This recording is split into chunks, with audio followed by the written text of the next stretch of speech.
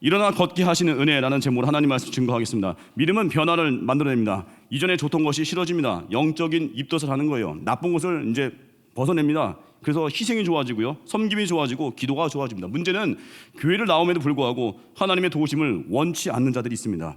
무력함 속에 눌러앉아 버린 거예요. 현실의 벽 앞에 주저앉은 자들이에요. 교회는 오는데 힘이 없습니다. 변화에 대한 열정도 식어버렸습니다. 본문에 38년 된 병자가 그런 사람이었습니다. 예수님이 참 특이한 질문했습니다. 5절 6절 같이 읽겠습니다. 시작. 거기 38배 된 병자가 있더라. 예수께서 그 누운 것을 보시고 병이 벌써 오래된 줄 아시고 이르시되 내가 낫고자 하느냐. 이게 말이 됩니까? 아니 38년간 고생했는데 너 나을 마음은 있니? 예를 들어 이거죠. 뭐 젊은 예배니까 처녀 총각들에게 결혼하고 싶습니까? 그런 질문 말이 돼요? 이게 당연한 거 아니에요? 오히려 그런 질문은 한 자체가 이상한 거 아닙니까? 취직하고 싶어하는 사람들에게 취직하고 싶습니까? 당연한 거 아니에요? 또 취직했어요. 승진하고 싶습니까? 당연한 거 아니에요? 근데 종종 아닌 경우도 있습니다. 여기가 조사원이 할 때도 있어요. 뭐 공무원분 중에서도 이렇게 고위 공무원 올라오면 또 이렇게 퇴직 빠른 분도 있다고 하잖아요. 아예 좀 머물고 싶어하는 분들도 있고, 또 어떤 분은 그래요. 이제 너무 배우자기도 오래 했는데 몇 년간은 특세를 오랫동안 안수받았는데 응답이 없으니까 아예 이제 기도하기 싫대요. 삐졌대요, 하나님 앞에. 우리도 그럴 수 있습니다. 지속된 고난, 또 지속된 어려움들이 우리에게 열정을 식어지게 할 때가 있어요. 오늘 예수님이 문제 핵심을 묻는 겁니다. 너는 오랫동안 이도저도 아닌 회색지대에 있구나. 정말 나아지기를 원하니? 아니면 적당히 현실에 주저앉아서 타협하기를 원하니? 그거 묻는 겁니다. 우리 인생에 이 본문의 환자 같은 모습, 38년 된 이 병자 같은 모습 정말 많습니다. 이 환자는요, 딱히 어떻게 보면 마음에 들진 않아도, 현실이 마음에 안 들어도 거리는도 먹고 사는 법을 배웠을 거예요. 몸은 아파도 남들처럼 허리 휘게 일은 안 해도 되잖아요. 앉아면 있으면 그냥 뭐 사람들 도와줄 거 아니에요. 현실에 주저앉아 버린 거예요. 우리 인생도 그럴 수 있어요. 뻔히 바꿀 수 있는 현실인데 그냥 놔버릴 때가 있어요. 뭐 사는 게 뭐 그런 거지 하고. 카일 아이들먼 목사님 이야기인데, 이분이 연애 시절에 연애할 때 이제 초창기 때 굉장히 막 적극적으로 이렇게 막 여자친구가 잘했다고 하더라고요. 근데 연애 초기라서 그 자매가 그 마음을 쉽게 안 열어줬대요. 근데 혼자만 적극적으로, 혼자만 열심히. 그러다가 어떤 작은 그 무릎 수술을 좀, 작은 규모의 그 무릎 수술을 좀 받았다고 합니다. 병원 입원했어요. 근데 뜻밖의 이 무릎 수술로 인해서 자기 여자친구가 너무 잘해주더래요. 갑자기 마음의 문이 열리고 자기가 병실에 입원하자마자 관심을 갖더래요. 신방 전화하고 찾아오고, 또 발에 보호, 남기 카일 아이드먼 목사님이 발에 보호대 끼고 목발로 이렇게 절뚝거리며 걸었대요, 연애할 때. 근데 이때 아팠을 때. 근데 이 안타깝게 바라보던 그 자매가 사랑의 카드를 쓰더래요. 편지를 쓰더래요. 와, 감동 아니에요? 마음도 안 열다가 결국 이제 병실에서 퇴원하고 나서 목발 짚고 교회에 와서 예배드리는데, 교회 본당에 앉았을 때 그 자기가 좋아하는 그 자매가 무릎 보호대 또 손을 얹고 기도해줬대요. 얼마나 그때 아마 긴장했을 거예요. 막 보호대 이거 계속 차고 싶었을 거예요 아마. 이 보호대와 목발을 그때 이 목사님이 이렇게 생각했대요. 보호대와 목발을 좀 오래 사용하면 얼마나 좋을까. 왜냐, 자기가 좋아하는 그 자매가 너무 잘해주니까. 그러면서 이랬대요. 무릎이 예전처럼 회복이 되면 안 될 것 같은데. 약간 이런 보살핌이 즐거워진 거예요. 말이 안 되죠. 오늘 제가 초등부 사역자거든요. 초등부 학생 중에 6학년 아이가 시소 타다가, 어떻게 됐든 시소를 타다가 그걸 너무 세게 잡았는데 붕 날아갈 거 끝까지 그걸 잡은 거래요. 여기가 다 똑똑 부러졌어요, 두 팔 다. 근데 기부스하고 즐겁게 잘 오거든요. 여긴 또 쓸 수 있대요. 잼잼을 할 수 있어요. 여기만 부러진, 여기만. 그거 붙잡고 있다가 얼마나 세게 날아갈 뻔했는지. 근데 그 아이 어머니가 그래요. 제가 걱정한 소리 얘기했거든요. 아이의 양팔이 다 다쳐서 어떻게 합니까? 근데 그 어머니가 그래요. 요즘 너무 좋아한대요. 학교에서 숙제 열외. 너는 쉬어. 너는 그냥 쉬어. 오기만 해도 은혜야, 학교에. 그러니까 뭐 다 면제되니까 애가 나름 쏠쏠하게 재미를 보고 있대요. 말이 안 되죠. 물론 잠깐 보호받을 수 있겠지만 계속 그거 좋아하면 안 되잖아요. 뭐 자가격리 해가지고 뭐 좋아하시는 분도 있었잖아요. 아이고, 이놈의 지긋지긋한 회사 잠깐 쉬자 하고 2주간 잘 쉬셨습니까? 근데 그거 계속 격리할 거예요? 나와야지 이제. 우리 인생에 머물고 싶을 때가 있어요, 현실에. 마귀는요, 현실에 그냥 계속 머물게 만들 때가 있어요. 분명히 나을 수 있고, 분명히 고칠 수 있고, 분명히 말씀으로 변화받을 수 있는데 마귀는 그걸 계속 눌러앉게 해요. 넌 가능성 없어. 너 오래 했잖아. 너 38년 됐잖아. 근데요, 우리가 믿는 하나님은 시간에 제약이 없습니다. 늦은 때가 없습니다. 지금 당장 주님께 가지고 오면요, 내가 얼만큼 고통 당했는지 그 기간이 아니에요. 한 번의 예배를 통해서도 우리의 묵은 고통을 치유할 수 있습니다. 믿으십니까? 그게 복음의 능력이에요. 오늘 본문의 38년 병자, 38년도 늦은 게 아닙니다. 제자들 어때요? 아까도 우리 주의 말씀 의지하여 찬양했잖아요. 제자들도 밤새 그물 던지고 허탕 쳤을 때 무력했죠. 그때 예수님이 반대편에 그물 던지라고 했잖아요. 그물을. 그때 말씀 의지해서 탈진했지만 그들은 탈진한 상태에서 말씀 의지해서 순종했더니 그물이 터지듯이 꽉 찬 열매, 그 고기 잡은 거 아니에요?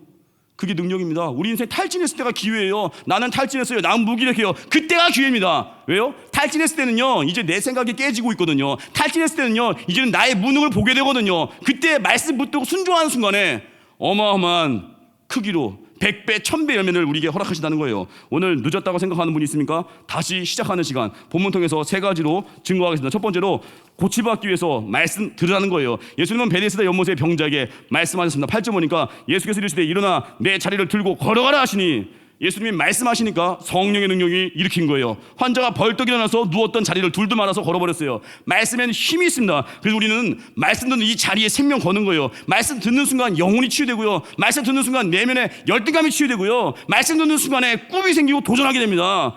근데 중요한 이 상황, 이 본문 보니까 수많은 환자 중에서 예수님께서 38년 된 남자 한 사람만 고쳐주시고 모습을 감추셨습니다. 왜 그러겠습니까? 예수님은 병이나 고치는 통속적인 의사로 오신 게 아닙니다. 우리 영혼 구원 위해 오신 거예요. 예수님에게는 병 고침이 목적이 아니라 세상 구원하는 방편으로 병 고치신 것 뿐입니다. 근데 이 38년 된 환자 입장은 어떻겠어요? 엄청난 은혜죠. 선택받은 거잖아요. 예수 안 믿으면 어떻게 해요? 우리 원래 다 지옥과 운명이에요. 가끔 우리 초신자분 중에 그럴 수 있어요. 뭐 저도 질문했어요. 옛날에 21살 때 저한테 궁금한 게 뭐냐요. 제가 21살 때 교회 가서 그 얘기했어요. 세종대왕은 구원받았습니까? 이순신 장군은요? 생각해보면 되게 웃겨요. 우리 인생이요, 원래 다 지옥과 운명인데 다 금리에 떠밀려 가는데 그 은혜로 몇 사람께 건지 받는 거거든요. 근데 그거를 떠내려간 사람들이 어디 갔냐. 예수 천당 불신지옥이 아니라 예수 천당 원래 지옥이에요. 원래 지옥. 아시겠죠? 원래 지옥과 운명인데 주님의 은혜로 건진받았으면 감사한 거 아니에요? 선택받은 거 아니에요? 이거 얼마나 감사해요. 그래서 우리는 내가 택함 받는 거 너무 감사해서 전할 수밖에 없는 겁니다. 오늘 보니까 다시 돌아가서 38년 된 남자 한 사람만 주님 고치셨어요. 그리고 또 보면은 요한복음 19장 3절에 보니까 예수님이 십자가에 돌아가실 때 다 이루었다고 말씀하신다. 요한복음 19장 3절 보니까 예수께서 신포도주를 받으신 후에 이르시되 다 이루었다 하시고, 지금 보시면 예수님의 사랑과 능력을 필요로 하는 자들이 많이 있는데, 병든 자, 귀신 들린 자, 눌린 자가 많이 있는데 예수님이 다 이루셨대요. 아니 다 더 하셔야 될 것 같은데 다 이루셨대요. 여기서 2가지 깨닫죠. 첫 번째가 예수님은 사명 위에 사신 겁니다. 예수님 사명이 분명했어요. 요한복음 17장 4절 보니까 아버지께서 내게 하라고 주신 일을 내가 이루어 아버지를 이 세상에서 영화롭게 하셨사오니, 예수님이 다 이루신 건 뭐냐면은 내게 하라고 주신 그 일이에요. 예수님에게 가장 중요한 일은 뭐예요? 십자가의 피 흘리심으로 우리를 구원하는 그 일이에요. 예수님을 이 땅에 보내신 목적입니다. 여러분, 우리 삶이 왜 이렇게 피곤하죠? 내가 모든 일을 다 하려고 해서 그래요. 내게 맡기신 그 일 집중하는 거거든요. 근데 내가 모든 걸 다 하려고 하다가 주일 예배도 못 나오고, 내가 모든 걸 다 하려고 하다가 어떻게 하루에 18시간 서 어떻게 일을 해요? 욕심 아니에요, 욕심? 우린 내가 할 수 있는 것만 하는 거예요. 하다못해 우리 병원에서 과잉 진료 하면 잘 안 가잖아요. 저도 치과 진료 다행히 과잉 진료 안 하는 곳에 가가지고 어금니 안 뽑았어요. 살려내고 이제 크라운 씌웠는데 너무 감사해요. 제가 나중에 선물도 줬어요. 너무 감사하다고. 병원 잘 가야 되거든요. 근데 이 과잉 진료만 해도 막 우리 화나잖아요. 예전에 뉴스 보니까 어떤 치과는요, 사람 재워놓고 이빨을 다 뽑아버리더라고. 다 뽑아버렸어. 돈 벌어내려고 과잉 진료. 와, 앞니빨이 없어요. 아니요, 이렇게 됐어요. 완전히. 그 말이 돼요, 그게? 과잉 진료. 근데 우리는요, 과잉 진료도 욕하면서 과잉금 하면서 예배 안 드리는 거로 자랑인 줄 알아요. 그게 뭐 자랑하라. 그게 뭐 자랑이에요, 그게? 그 과잉 진료하는 의사가 똑같은 거지. 앞니빨 다 뽑아버리고 쉬는 시간도 없대요. 예배도 못 드린대요. 말이 돼요, 이게? 어떤 연극하는 분 우리 이야기인데, 그분 연극을 너무 좋아하니까 연극 한 번 공연하면 한 2-3개월 한대요. 그러면은 2-3개월을 비워놓고 나머지 시간에 돈을 왕창 벌어서 연극하는 기간에는 돈을 안 벌고 연극에 올인한대요. 대단한 열정 아니에요? 전 이거 그 얘기 들으면서 무슨 생각하냐면, 우리에게 복음 증거가 우리 이 땅에 보낸 목적이라면 그러면 어떻게 살겠습니까? 모든 나의 시간 스케줄을 예배의 중심, 또 선교 중심. 오늘 고넬료 같이 사도행전 10장의 109장 고넬료는요, 남의 수하에 있는 군대에서 중대장이거든요. 중대장. 어려운 상황이잖아요. 어려운 직업이잖아요. 신앙생활하기에. 근데 백부장은요, 신앙이라는 발에 직업이라는 구두를 맞춘 겁니다. 자매님들 맨날 구두에다 맞추니까 하이힐에다가 발 맞추다 보니까 엄지발가락 휘 올라가죠. 휘잖아요 다. 신앙이란 발에 직업이라는 구두를 맞춘 백부장 고넬료. 그게 기준이고 그게 능력이에요. 아시겠습니까? 하나님의 시간에 맞추는 거, 하나님께 맞추는 모든 걸 맞추는 거예요. 또 예수님 어때요? 다 이루셨다. 예수님 다 이루셨다. 당당하시죠? 왜 그래요? 십자가 고통 당하시는 분이 다 이루었대요. 너무 당당하지 않습니까? 아유, 나 이제 지겹다 지겨워 이러지 않고 다 이루셨다. 희생은 권위가 있는 겁니다. 예수님 우리 위해 죽으셨거든요. 부활하셨거든요. 희생하니까 다 이루셨다. 다 이루었다는 거예요. 다 이루었다는 거예요. 이게 권위입니다. 그래서 우리는 예수님과 같이 사는 거예요. 어디 가든지 희생하며 살잖아요. 당당해집니다. 희생하며 살잖아요. 권위가 생겨요. 희생하면요, 내 기도가 커지는 거예요. 일에 받는 능력을 구할 수 있어요. 제가 1절에 말씀드렸죠. 엘리야 제자 엘리사가 자기 스승 엘리야가 받았던 기름 부음의 2배를 감히 요청했어요. 원래 대가 만나면 쫄거든요. 야, 저 정도 나는 못해 하고 쫄거든요. 그리고 안주해버리는 게 되게 제자들의 모습일 때가 많거든요. 대가가 너무 세니까. 근데 하나님이 엘리사는요, 감히 기름 부음, 스승의 기름 부음의 2배를 요청했고요. 하나님이 엘리사의 요청을 결국 들어주셨습니다. 왜 그래요? 엘리사는 자기 스승에게 200% 헌신했거든요. 올인했거든요. 다 희생하니까 아무것도 아끼지 않으니까 기도가 다 안되어지는 거예요. 나도 가능하게 해주십시오. 그걸 뛰어넘게 해주십시오. 우리는요, 하나님께 아끼지 않잖아요. 기도가 커집니다. 우리가 얻지 못하면 구하지 아니함 때문이고요. 하나님께 모든 걸 달라고 구하지 못하는 거, 약속을 주장하지 못하는 이유는요, 내가 하나님께 모든 걸 걸지 않아서 그래요. 양다리 인생이니까 구하지 못하는 거예요. 맨날 돈 좋아하고 예수님도 좋고 돈도 좋고 예수님도 좋고 명예도 좋고 다 똑같은 거 양다리 인생 사니까 기도에 매가리가 없는 거예요. 잠깐 기도하면 막 피곤해서 졸고 있고. 우리 예수님 목적 위에 사는 겁니다. 그러면 당당해지는 거예요. 그리고 오늘 또 2번째 고침받기 위해서 사람 의지하지 말라는 거예요. 병 낫기 위해서 우리 누구의 도움이 필요했냐면 사람의 도움 우리 생각할 때 있지만 사람이 아니라 하나님의 도우심이에요. 하나님의 도움이에요. 우리는 사람 의지한다는 게 뭐겠습니까? 사람 의지한다는 건 그 사람이 결정권자라는 거예요. 그래서 우리 낙심하는 이유를 보면 알 수 있어요. 돈 때문에 낙심하는 거는요, 돈이 결정권자였다는 거예요. 나의 상관 때문에 낙심한다는 건요, 그 상관이 내 인생의 결정권자라 생각하는 거예요. 우리 인생의 결정권자는 하나님 한 분이십니다. 그래서 우리는 이렇게 살아야 돼요. 당신이 그렇게만 말 안 해주면 나도 이렇게 할 게가 아닙니다. 내가 바뀌는 거예요. 상대방 잘못이 아닙니다. 뭐 배우자가 그렇게만 안 하면 나도 이렇게 하겠습니다. 그게 아니라 내가 바뀌겠습니다요. 뭐 자녀들이 잘하면 아버지도 달라지겠죠. 아니에요. 아버지가 달라지면 자녀 바뀌는 거예요. 내가 부모님 잘 만났으면 이렇게 안 살 텐데가 아니라 내가 믿음 안에 거하면 달라지는 거예요. 남 탓할 게 아니에요. 남 의지하니까 남 탓하는 거예요. 본문에서 보면 난 들어가고 싶은데 나를 넣어줄 사람이 없다고 합니다. 우리는 끊임없이 사람에게 기대할 때가 있어요. 끊임없이 누구 때문에 못하겠다고 하고 내가 저 사람 때문에 어떤 직분도 못 맡겠다고 그러고 우리는 맨날 그래요. 나를 연못에 넣어줄 사람이 없다고 합니다. 성경은 말합니다. 8절을 보니까 예수께서 이르시되 일어나 내 자리를 들고 걸어가라 하시니 그래 사람 없니? 내가 보내줄게 이러지 않으시고요. 네가 네 자리 들고 가라 외치잖아요. 주님께서 네가 해 이 얘기예요. 우리 인생의 변화는요, 우리가 짊어질 짐이에요. 하나님께 은혜 구하고 능력 받아서 남이 들어줘서 가는 인생이 아니라 내가 자리 들고 걸어가는 거예요. 남을 의지하고 기대하는 게 아닙니다. 다른 사람에게 기대할 게 없습니다. 이 38년 병자, 이 병자를 보면서 주변 사람들은 오랫동안 다 알았을 거예요. 이 병자가 보면서 이 병자가 얼마나 오래되었는지 다 알았을 겁니다. 소문났을 거예요. 그런데 누구도 넣어줄 생각 안 했어요. 왜요? 전부 다 지 먹고 살기 바쁘니까. 이게 인간이에요. 오늘 나온 말씀에 그 베데스다라는 단어가 자비의 집이거든요. 근데 진짜 이 땅에 자비가 있습니까? 자비를 베푸는 것 같지만 결국은 자기 욕심이었어요. 사랑한다고 하는 것 같지만 결국은 자기의 명예를 높이는 거였어요. 그게 인간의 세상의 모습이에요. 그때 하나님 백성이 나가서 진짜 십자가로 살아가는 겁니다. 시편 146편 3절 보니까 너희는 귀인들을 의지하지 말며 도울림이 없는 인생도 의지하지 말지니. 사람 의지하지 말고 하나님 바라보고 내가 할 일 하는 거예요. 매트리스라는 영화 뭐 보신 분도 있습니까? 거기 키아누 리브스 그 주인공 네오죠. 네오. 근데 네오를 훈련시키는 스승이 모피어스인데 모피어스가 네오에게 훈련시키면서 하는 말이 있어요. 너의 마음을 열어야 하는 거야. 나는 문까지만 안내할 수 있어. 그러나 그 문을 나가는 건 네가 직접 해야 돼. 우리가 할 순종이 있다는 거예요. 은혜 구하고 내가 할 거 당하는 거예요. 우리가 뭐예요? 기도하고 예배한 다음에 말씀 들었죠? 말씀을 두고 말씀을 주장하는 기도, 그리고 말씀을 두고 순종하는 거, 구원의 밧줄 던지는 거예요. 그 예배의 밧줄을 사람들에게 소개하는 거예요. 그리고 우리는 문제 생기면 사람 아니라 당장 하나님께 가야 돼요. 테슬라 CEO 일론 머스크가 이런 얘기했어요.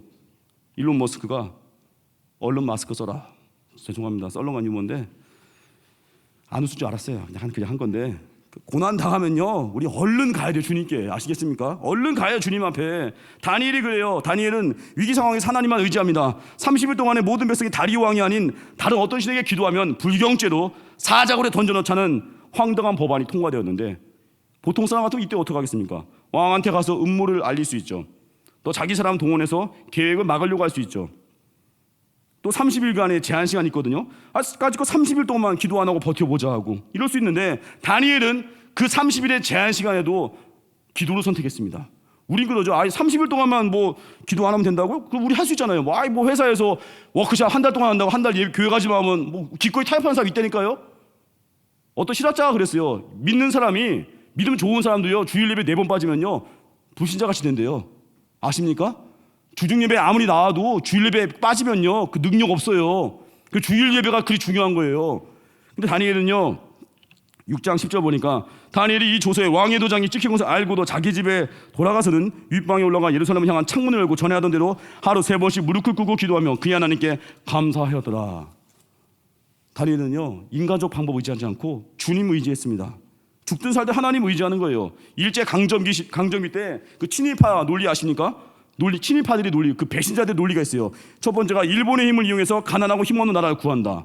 말이 안 되죠. 두 번째가 일본을 역용해서 외세를 물리친다. 웃기는 일이죠. 세 번째가 국제 정세상 어쩔 수 없는 선택이다. 네 번째, 민족 수호 위해서 다른 대안이 없다. 그래서 우린 친일파다. 이 썩을 놈들아. 화가 나지 않습니까?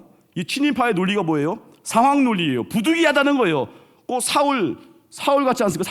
사무엘이 약속한 시간에 오지 않으니까 쉽게 지가 번제를 드려보래요.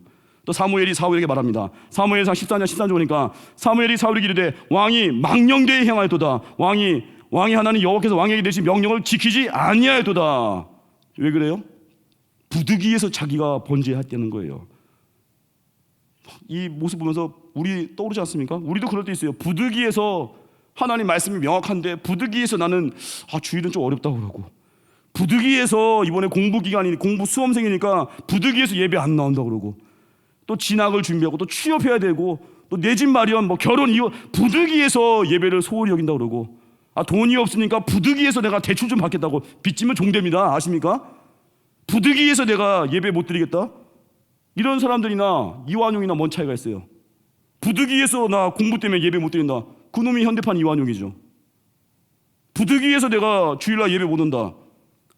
일제 친일파나 뭔 차이가 있어요? 같은 논리죠. 상황 논리.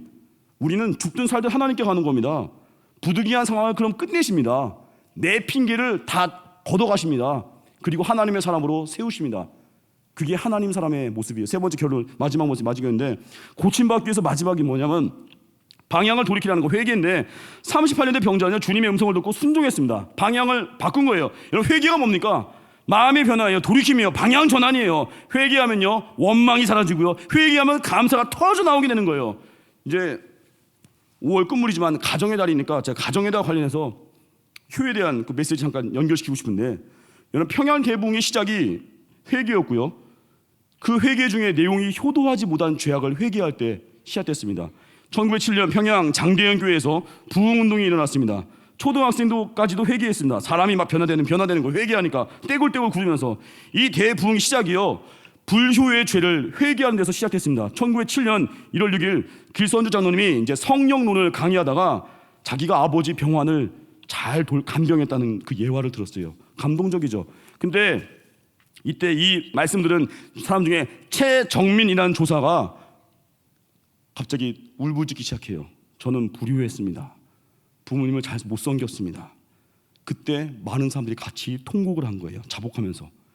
효도하지 못한 죄에 대해서 떼굴떼굴 할 때 그 회개 역사가 전국 교회에 퍼진 겁니다.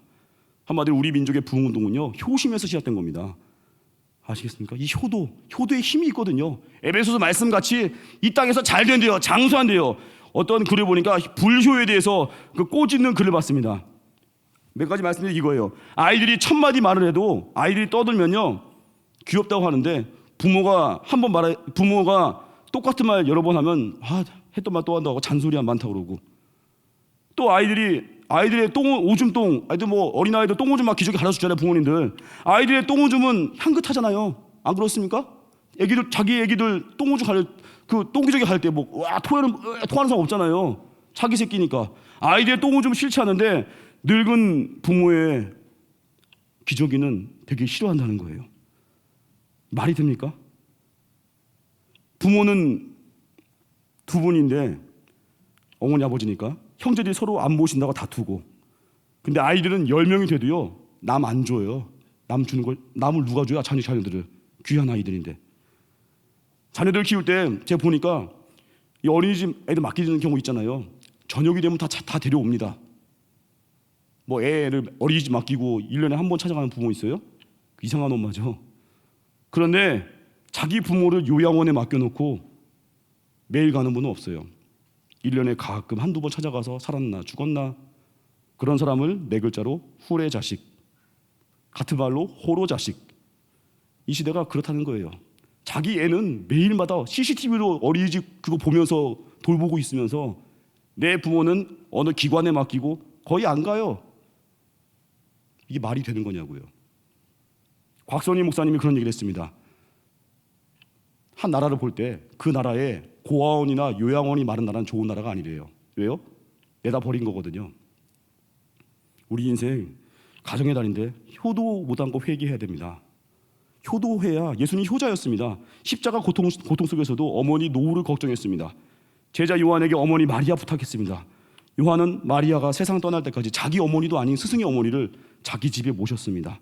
그리고 끝까지 봉양했습니다. 요한이 복을 받았습니다. 성경 썼습니다. 요한복음, 요한 1, 2, 3서, 요한 계시록을 썼습니다. 마리아 봉양은 주님의 선물이었습니다. 룻이 매달 되게 좋아하잖아요. 역전의 이야기라고. 룻 어때요? 시어머니 나오미를 끝까지 잘 봉양하다가 그 시어머니 봉양하려고 가장 밑바닥 인생인 이삭 죽게 하던 그거 한 거예요. 충성한 거예요. 그러다가 보아스 만나서 예수 그리스도의 계보에 올라갑니다.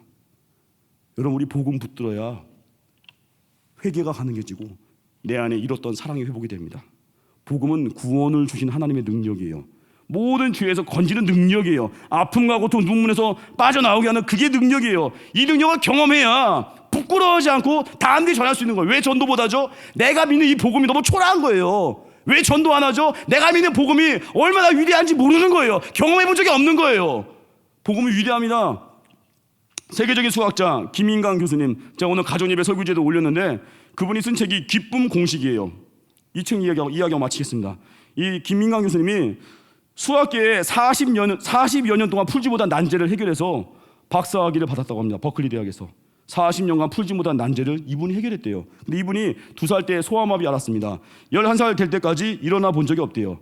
그분이 볼 수 있는 곳은 늘 바닥이었다고 합니다.